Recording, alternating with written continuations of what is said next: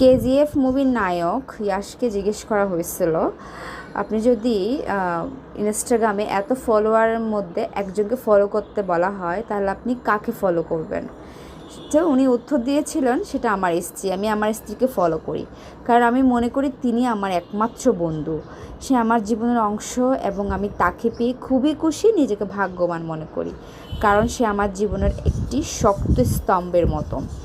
সে এমন কেউ নয় যে আমি সফল হওয়ার পর আমার জীবনে এসেছে, বরং এমন একটা সময়ে সে আমার পাশে ছিল যখন আমার কেউই ছিল না আর আমি কিছুই ছিলাম না। আর আমাদের সম্পর্কের সবচেয়ে সুন্দর দিক হলো আমাদের কোনো গাড়ি ছিল না, আমাদের কিছুই ছিল না।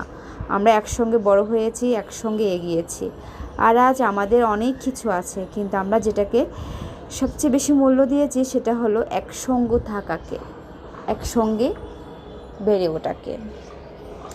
এটাই হলো একজন সত্যিকারের পুরুষের সফলতা, যখন সে একজন নারীর যে তার পাশে ছিল সেটা বুক ফুলিয়ে সবাইকে বলতে পারে। এটাই হচ্ছে সত্যিকারের পুরুষ, আর এরকম পুরুষ পাওয়া সত্যি ভাগ্যর ব্যাপার।